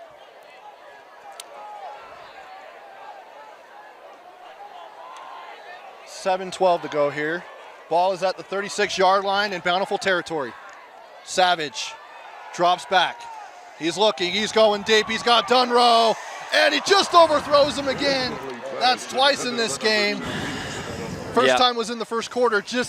He ends up beating the corner on the outside. Just can't get it on the money. Yeah, he just needs to get a little bit more air under that ball, have a little bit more touch. He's trying to get it downfield, maybe gets a little bit excited when he sees his guy get a little bit of space. But again, where I want to see Savage throw that football is Willoughby. He was wide open again in the middle of the field, probably had enough room to catch the ball, come down and get close to the end zone. But you can't blame Savage. He's going to his number one guy. Yeah, he is. And now same, except now they're not splitting it. They're just coming over farther out now. Trips to the bottom. Savage looking again, going for Dunrow in double coverage, and that goes out of bounds. That one throws out of bounds, and it's going to bring up 4th down and 12. Yeah, I think Willoughby's a little bit upset there too, because every single time he feels like he gets space, you guys probably see it on the stream here, he's putting his hand up. He wants that ball. He's putting his hand up. He's open every single time. But again, Savage is just going to his playmakers, hoping that they're going to be there to bring that down. Just a little bit of a misthrow there. Too far to the outside, and now a huge 4th and 12 for the Vikings. And, it's hard to, when you've been going to Dunrow, and they're even going to him in double coverage, but Cooper Willoughby is a capable tight end, and that's picked off. And that's Will Smoot. To the 50, that is Will Smoot to the 40, down to the 35, and he's tackled down by an offensive lineman. What a turnover there after getting called for pass interference earlier on this drive for Will Smoot. But there is laundry on the field. I think it's after the play, though. That'll actually be key, because if it was before the play and it's on Bountiful, then Viewmont will keep the ball. Yeah, it does look like it's in the area of during the return. Like blocking the back. Yeah, one thing though that I want to point out there is, as we've mentioned it a couple times, I think Savage is kind of maybe losing a little bit of that confidence. I think he's telegraphing where he's going to throw the ball, and obviously on that play, a great job by Smoot out here at the corner position to get back in his drop quickly, but then also make a really good break on that ball, intercept it, and nearly take it to the house on a return. Personal foul on Bountiful. And it's 1st down Bountiful, or Viewmont. Right? That's what he said, but I think it is still first down Bountiful, because it was on the return. He ended up pointing this the right, to our right, but Bountiful's going the other way. So I think he just had it the wrong way. Brandon Riley, our white hat tonight. So far, I feel like this crew's done a great job. Yeah. Officiating the game. They haven't thrown 38 penalties, that's for sure. But I mean, once you get into record territory, wouldn't you just keep going anyway? I don't see why not. Yeah, I mean, why not? And thrown deep and tripped up. That should have been a pass interference there, Trevor. So they got away with one. If the ball isn't catchable, though, does that still apply, or is that only at the higher levels? That may apply. I'm not entirely sure. We'll probably have to ask the white hat after the game I can send him a text. Great idea. I happen to know him. However, I think that actually was catchable. Okay. I think it was close enough to him. And really another nice ball. Pretty flight there from Malmrose. Max Feller was the intended receiver as Fekitoa is grabbed by number 17 for Viewmont. That's Jesse Johnson. But still picks up a couple of yards when it looked like all was lost. Yeah, Fekitoa is kind of a magician back there. He almost was able to keep his shoulder and his forearm on top of a player during that play as well, and he sprung right back up. Luckily, they blew the whistle, to stop the play dead. But man, that kid has some special ability to stay up. I gotta say, Tucker, looking at his profile on 24/7 Sports, he only has 2 schools looking at him, but he has no offers, and they're Mountain West schools. I have a hard time believing that. Yeah, I think there's more interest out there. Malmrose, he's got a man. He's wide open. That's number 16. Gets into the end zone. That's Mason Tidwell. And that is a touchdown for Bountiful. Rolls out to his left, finds a man wide open, and Tidwell scores a touchdown here for Bountiful. Yeah, I think Coach Freckleton is going to be extremely pleased with the play of his quarterback, Hudson Malmrose. A great job getting here to the near side of the field, and I can't express how difficult it is as a quarterback to roll out to the opposite side that your arm is, right, and try to come all the way across. Right on frame, able to make some yards after catch and get into the end zone. So with 5:36 to go, this was once a 14-7 lead for Viewmont, is now a 35-14 lead for Bountiful. Yeah, I feel like we felt the air kind of be taken out of this stadium to start the second half. Just a fantastic job by the Redhawks to continue to at least pressure that secondary of Viewmont and really test them downfield. And I think it's been extremely successful for them so far. I'll tell you what, though, Tucker, talking to Coach Jones, last year they were down 27-7 and came back to force overtime and ended up winning in overtime. So I would say don't give up just yet on Viewmont, but this is a big drive for the Vikings. Well, and you can tell me, yeah, I was just about to make that same statement. Like, if I'm them, if I don't score on this possession, it's going to be extremely difficult to manufacture anything to get back into this ball game. So I agree with you. It's an extremely important possession for the Vikings. I've also called the game just up the road here a couple weeks ago. It was Farmington and American Fork. American Fork was up 24-0, and Farmington came back and got within 2 and had a chance to win the game. Yeah, I think the final was, 22-24 in that ball game? That was correct. And that is to the outside there. That's Ingram, and he gets brought down. Great return. He's just zigzagging through traffic and is brought down, and they mark him at the 37-yard line. A great return and a good field position here for the Vikings offense. Yeah, I'd like them to continue to go to the air, but not necessarily try to get it to the edges, right? He hasn't been as accurate as you'd like to be, but when he's throwing the ball over the middle, he's been extremely, extremely accurate. So 1st and 10 at the 37-yard line in Viewmont territory. They send trips down to the bottom of your screen with Dunrow at the bottom. Savage under pressure finds Tolman on the screen pass, and he's brought down at the 45-yard line near the first down marker. A great play there, and they might mark him for a first down. Yeah, it looks like they're giving it to him. Favorable position, and they are going to mark. They're going to give him a first down.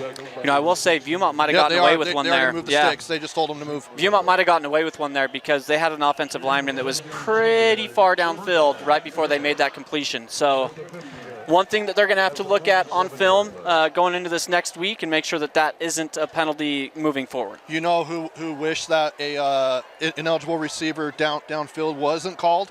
The Utes last week. Yes. Yeah, that touchdown would have been nice to have early on in that ball game, wouldn't it? It would have changed, to me, it would change it. Savage, he's got time. Look at the blocking from his offensive line. Now he tucks it, and he gets to the 45, and he is hit hard, but still stays on his feet before being brought down. Yeah. What a hit, but still great play there by Savage to stay alive. And, yeah, you're back a little bit on second down. Yeah, Raiden David again there for laying the wood on Mr. Savage, their near side. Savage, I think when he's rolling out, has a hard time keeping his eyes up and downfield because he had a guy, again, coming across the middle on a deep post that was wide open.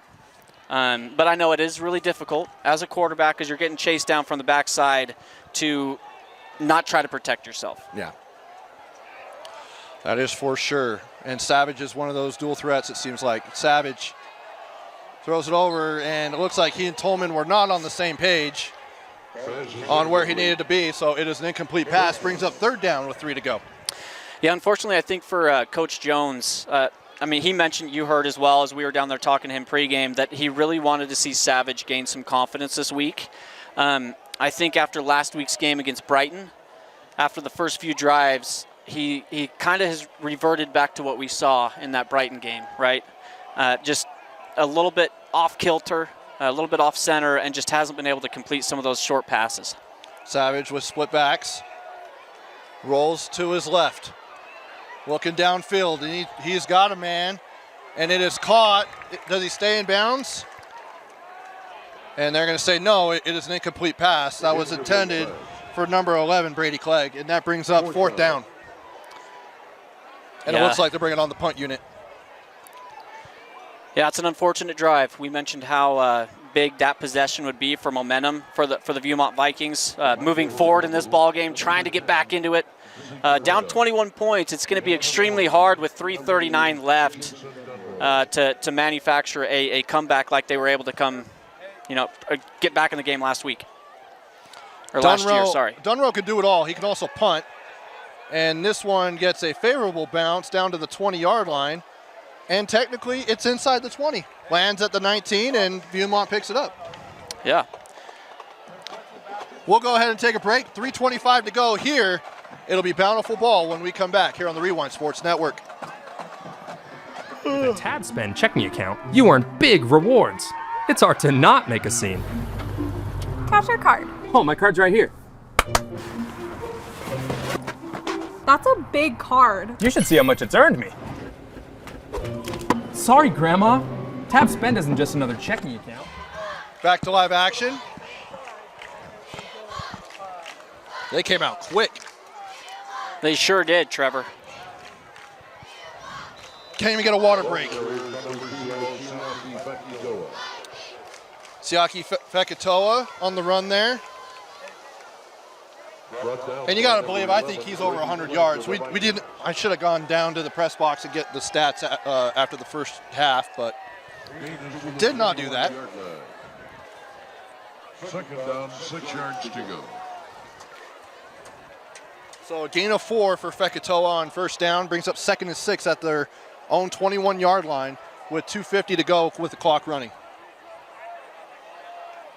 Malmrose hands off to Fekitoa again, and he breaks free. He gets to the 35, down to the 40, and gets the first down, and then some. Siaki Fekitoa doing what he does best, and that is busting through gaps. Yeah, I mean, you said it right there, Trevor. I haven't seen a running back to this point in all the games that I've been able to, be on the mic for. A running back that has such a quick burst is right as he sees an opening or a gap in that offensive line. I don't think anybody hits it as quick as he does. No, he's as soon as he finds that hole, he's getting through, and he is as advertised for this Bountiful team. And he will hand off once again to Fekitoa. Why not? And he picks up about 3 yards there on first down. Trevor, I think Coach Freckleton was onto something as he was talking to us pregame. He mentioned that he wanted to have a hard non-region schedule so that when he got into region play like this, that they'd be ready to handle, some of the things that were thrown at them. Early on in this ball game, they got down 7-0. They were able to answer that, tie it up 7-7. Again, scored again, got back in the game, and now just have a huge lead here in the second half. 90 seconds to go here in the third quarter. Malmrose thought he had something. Now he's just going to try and live to play another down, and he gets back to the line of scrimmage when it looked like he may have been tackled for a loss. Yeah, and honestly, a smart decision from Malmrose because both of his guys that were downfield that he was trying to get the ball to were covered very well by the Viewmont secondary. So a good job to bring that down, not make a mistake, because I think early on in this year he maybe would have tried to throw that ball. Yeah. And that's when he was getting some of those turnovers that were unnecessary. But now he's really starting to come into his own. I think this is a huge statement game for Malmrose. And, you know, Coach Freckleton talked about, you know, potential a lot pregame, and that is a dangerous word to use in sports. But right now they're playing up to their potential and showing real progress week to week. As Malmrose, now he's flushing back out to the right. He's got Fekitoa. He's got the first down to the 40, and he's brought down, and they'll mark him at the 37-yard line. And what was really nothing, he turned into something. Yeah, I mean, what an outlet to have if you're Malmrose. On a play that breaks down, you have Fekitoa wide open in the flat, that you can just dump it to him, get some yard after catch, and move the chains, keep this drive going. You know, this, from second quarter on, they've really just completely dominated this ball game, Trevor. 21 seconds and counting here on the third quarter clock. Malmrose, play action. He's looking deep. Got a man, and it is caught. It looks like he caught that, but they're saying incomplete. I thought it was in his hands. Yeah, I think he double caught that, Trevor. That looked like it was a complete pass. That was Corbin White on the play, but I don't know. We had a pretty good view of it. Yeah. It looked like he had it. I don't know, though, like it hitting the ground. We don't have instant replay here, but I don't know. If we did, you might be going under the hood and being like, I think that might be a catch. Yeah, I'm pretty sure he caught that ball. I mean, it was a lot like the Week 1 Ohio State Carnell Tate catch where he double caught it into the end zone. That was a double catch right there. I'm pretty sure he came down with that. Hopefully we don't have any Texas fans watching this stream.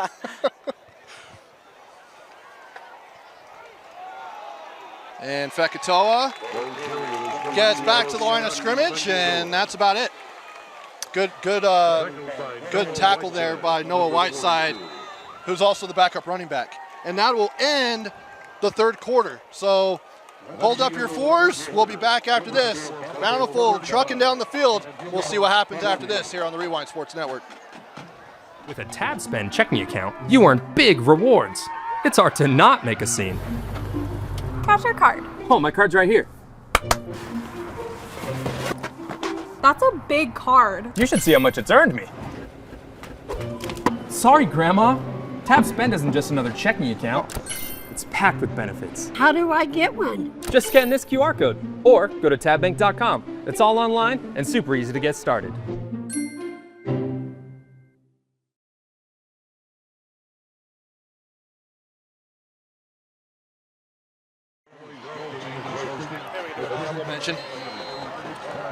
Welcome back. Fourth quarter about to get underway here. 12 minutes of football left for Viewmont to try and get back into this game, but Bountiful with a productive drive on offense to end the third quarter and heading into the fourth, and it's led by Siaki Fekitoa, but Hudson Malmrose making some big plays through the air. Yeah, he's been fantastic here this evening, here at this wonderful stadium. Obviously, you can't see it right now, but the backdrop has been absolutely gorgeous. Weather has been perfect, and Malmrose's arm has been elite this evening. And that was something Coach Freckleton was hoping would, progress, was his junior quarterback. And hands off to Fekitoa, and he is stopped in his tracks. I believe it's Willoughby. I think he made the initial contact, and it was Willoughby. Yeah, and Jesse Johnson as well. And Jesse Johnson. And Brady Clegg. Host the Vikings there on the play. Yes, it is, but I think the first hit was by Willoughby, which, as you can tell, that kid is big. He'll be playing in the Mountain West. Or Pac-12. Is Fresno going to the Pac-12?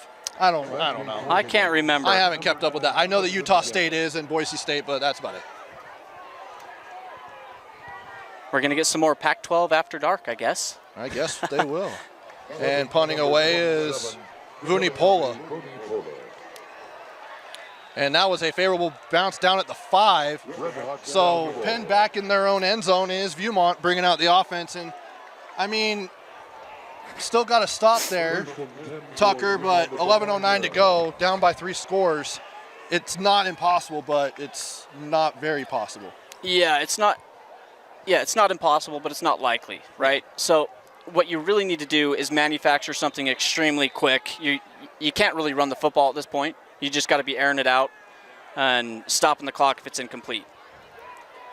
Goes out to Parker Rose. And he gets to about the 15-yard line. That's where he's marked down, and that will be enough for a first down, I believe. Yes, it is. So move the sticks on first down for Viewmont. And those are the throws Savage has been most comfortable with here tonight. You know, getting it quickly out to his wide receivers on the edges. Give them some room to maybe make a play with their feet. And, you know, when he's thrown it downfield, as Coach Jones has wanted to do, his accuracy just hasn't been there. Dunrow at the bottom of your screen. And they hand off to Tolman. And he is stopped just shy of the 20-yard line. They're going to mark him at the 19. So gain of 4. Oh, actually gain of 5 on first down.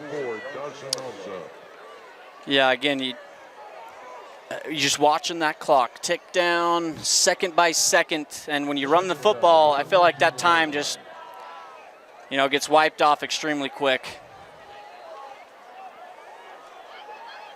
Savage brings Dunrow in motion across the screen. Drops back. And he's looking for Dunrow. Wow. He comes back and catches it to the 45 and down near midfield. He had to come back for that, but still a great play by Jason Dunrow. What an adjustment, right?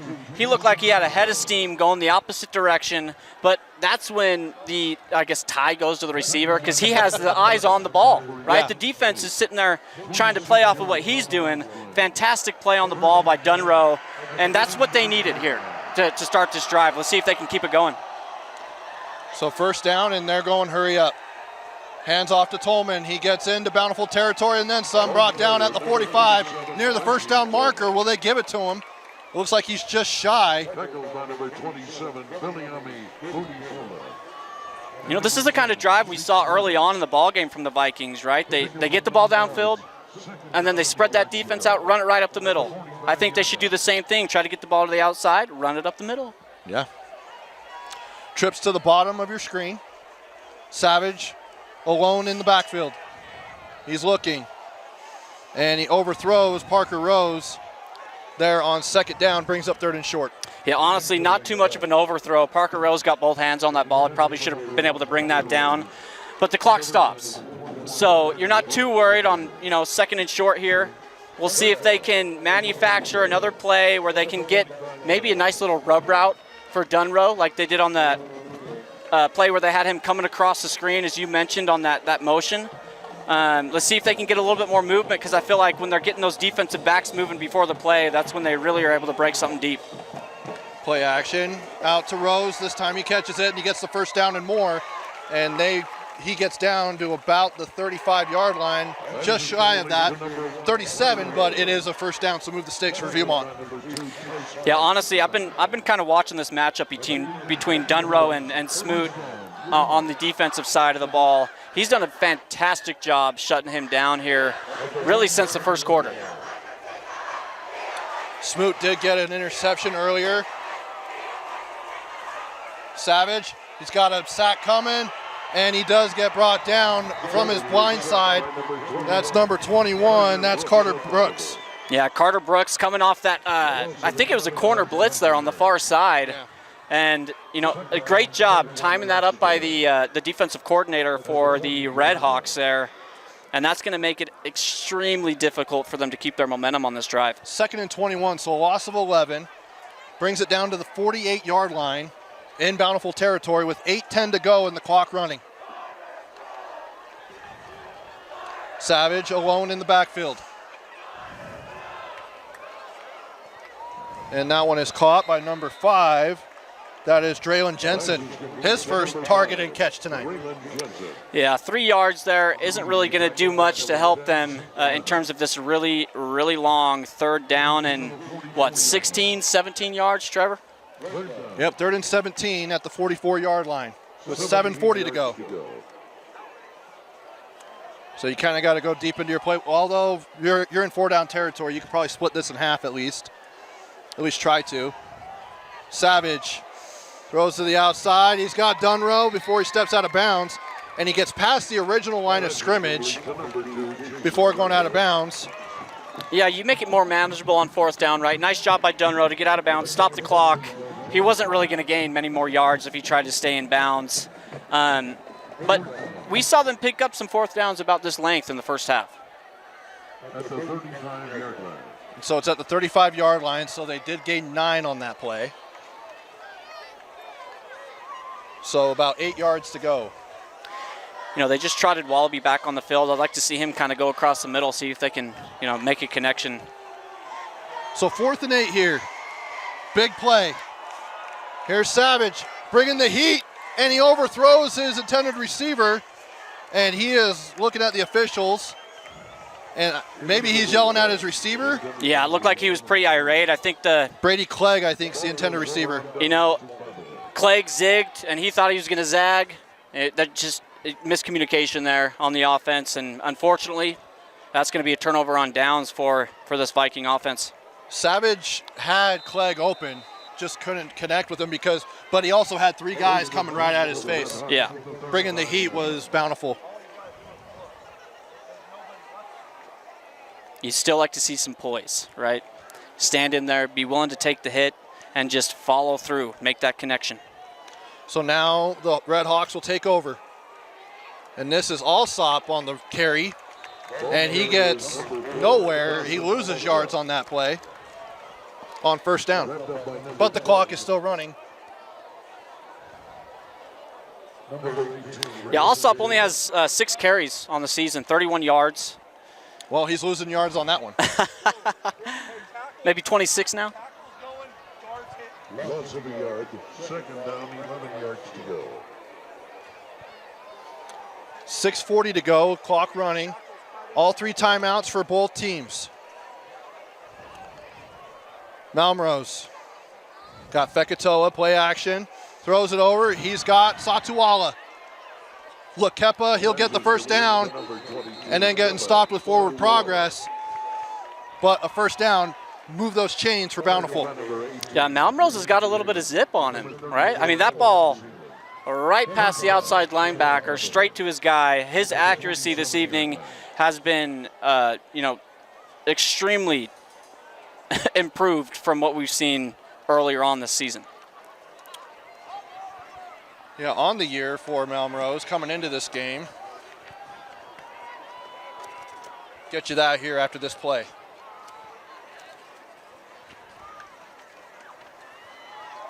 And hands off to Fekitoa.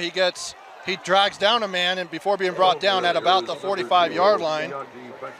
But on the year for Malmrose through the air, coming into this game, 80 of 131 for 799 yards, 2 touchdowns and 8 interceptions, but he's looked a lot better in this game.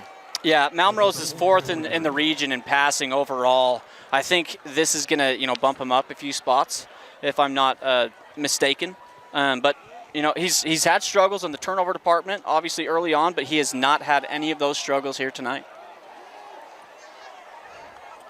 They were able to put up 14 points against Woods Cross. Wasn't enough for the win, but Siaki was able to get both touchdowns as he gets up through the gap and he's shaking defenders and he gets to, that looks about the 34-yard line, and my goodness.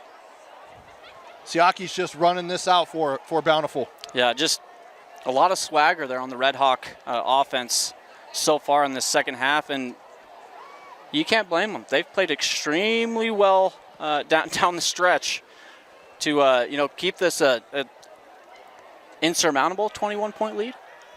Yeah, I would say it's getting close to being done. They would need something like a pick 6 right here. But Malmrose in the gun. He's got split backs. He'll hand off to Fekitoa. He's got the 1st down and more. And now he's just laying on his back. And he's hitting his helmet thinking, I could have gotten more, but I slipped. Yeah, kind of, the turf monster reached up, grabbed his foot, brought him down. Said, you've already ran enough today. Yeah. Maybe that's one of those things saying, hey, let's get Alsop back in the game. Let him get some more rushing yards, and let's let you rest the rest of the evening. You don't want to see any injuries at this point from your best player. 4:10 to go, clock running. fresh set of downs here. As Malmrose looking for the end zone, had a man but overthrew him. That was Max Feller, who was also in double coverage. Yeah, and Malmrose took a shot as he released that one.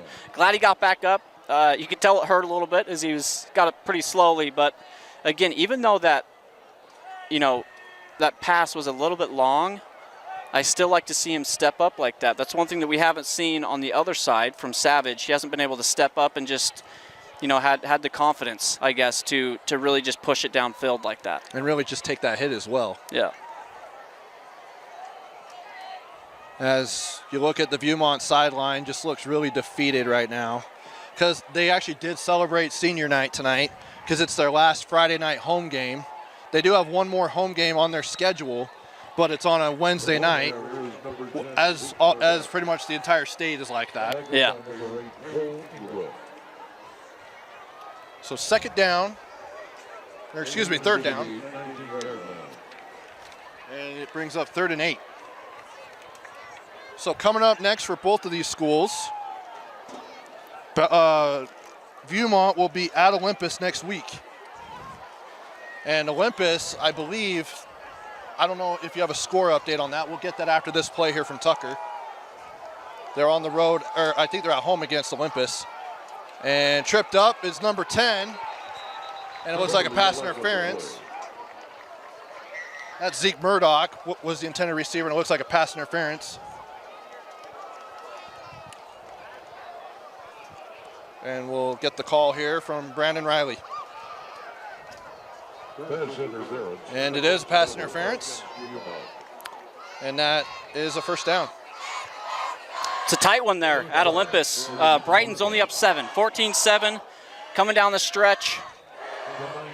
That's going to be one to watch, ladies and gentlemen, as we close out this Friday evening. And next week, Bountiful will host your Alta Hawks.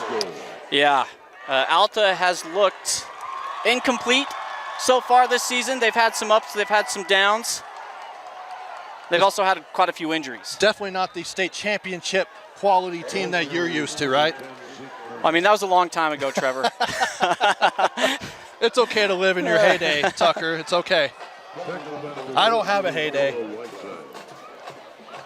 Yeah, Olympus's defense looks pretty good. So for Viewmont, I mean, they faced the defense here in the Redhawks, who have been extremely impressive. I think that's been one of the highlights that they've had, even with the record being what it has been so far to the season. Their defense has been extremely impressive. So to have their offense take strides like this going down the stretch is going to be extremely helpful as they go into postseason play. Teams picking up wins in region play to start out, at least coming into tonight, was Woods Cross, Olympus, and Brighton. And now Viewmont will go to 1-1 in region play, as well Bountiful. Or excuse me, Viewmont will go 0-2. Bountiful will go 1-1. And yeah, it's going to be an interesting thing because talking to Coach Jones, he was telling me how legit Brighton looked, getting all their guys back healthy and eligible, with guys sitting out due to the transfer rule. And as Malmrose throws it over the middle. It's Alsop. And he's got Alsop into the end zone for a touchdown. Yeah. So he can not only create havoc on defense, he can score touchdowns on offense. Yeah, two-way players. We're seeing that a lot in a lot of different levels of football nowadays. I think it was, a missed opportunity, I guess, that a lot of coaches were kind of pigeonholing their guys into, one position and only one spot that they could play. But obviously these kids these days are extremely, extremely impressive athletes. Well, not only that, you're actually seeing that more in the college game now. Yeah. Where you're seeing two-way guys playing at the collegiate level and just starting to at the NFL level. I mean, you've got a guy like Travis Hunter is pretty much the only one that really comes to mind right now. But I mean, Sanders, obviously, back in his heyday, he was a two-sport athlete as well. And you mentioned a lot of players for the Vikings, a lot of players for the Redhawks who are dual-sport athletes. And I think that's one thing that a lot of these coaches like, because that means all year round these guys are getting in shape, staying in shape, and competing at a very high level.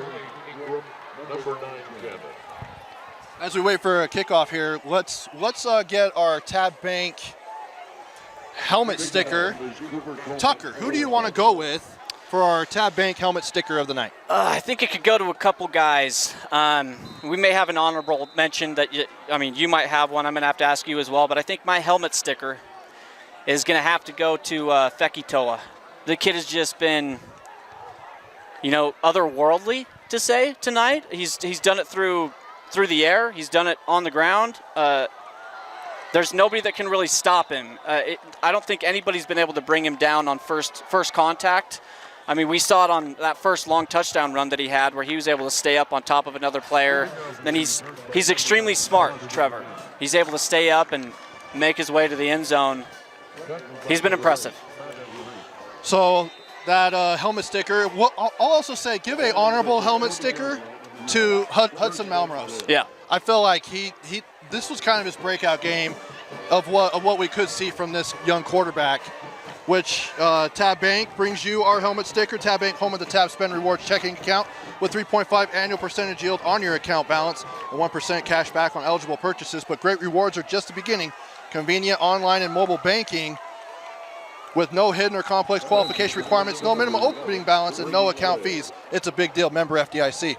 Yeah, nice catch there, near side by Clegg.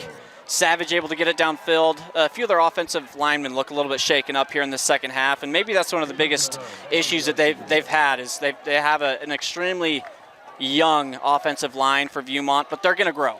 Savage taking the hit as he throws, and it's picked off by number 6 as he's hit out of bounds by an offensive lineman. That is Jaden Taylor. But it looked like there was really nothing that Savage could do, but we might have roughing the passer.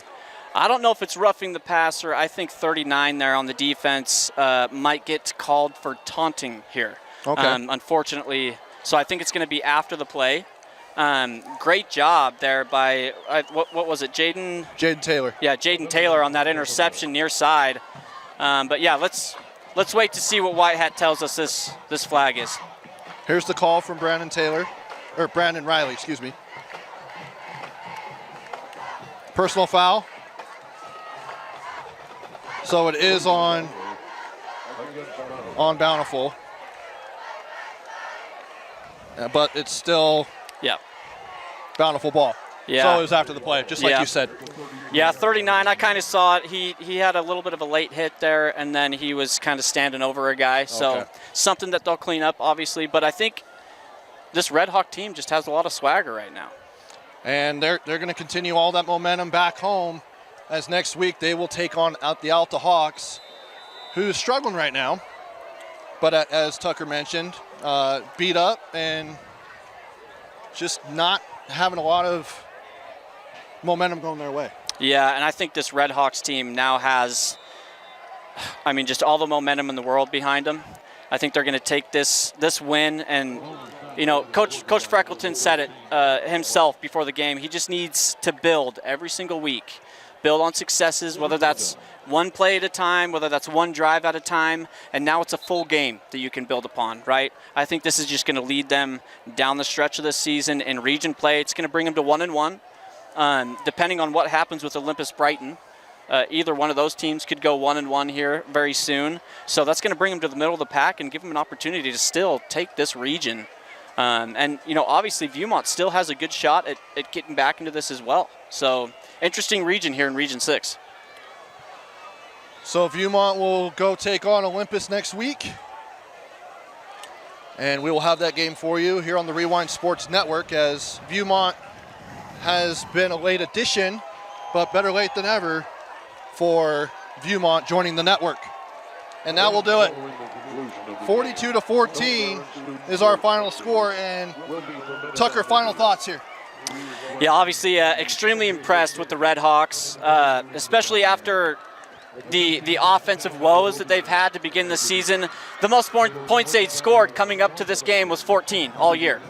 And they come out, they drop 42 against, a very good Viking team. Yes. I thought it was going to be a lot closer here in the second half coming down the stretch. Viewmont still has a lot to work on and build upon as well. I don't think they dominated the line of scrimmage like Coach Jones wanted to this evening. So we'll see. Obviously, this is a very interesting region, Trevor. What are your thoughts? I was very, very impressed with obviously, we knew what we were getting with Siaki Fekatoa. We know for the last 2 years he's been a dynamic running back, and he is as advertised. And I thought Hudson Malmrose had himself a big ball game that could really lead them into, really getting back into the swing of things. As Coach Freckleton told us before the game, we need to be playing our best football in October, November, and which is what they did last year when they won a state championship. But Viewmont, they're going in the right direction. I know right now it's a setback, especially back-to-back weeks allowing 42 points. But Coach Jones is a very good coach in this state, and he's got a program On the rise. That it's on the rise, Yeah. and he's done that everywhere he's gone. So all in all, a great effort there for Viewmont. They have a lot of really good players on this team, and Coach Jones has done a great job, and he's been very accommodating to both you and me. So I definitely thank him for that. But so for Kirk on the camera, for my partner Tucker Bass, I'm Trevor Allen saying once again, Bountiful with the 42-14 win. You watched it all right here on the Rewind Sports Network. Have a good night.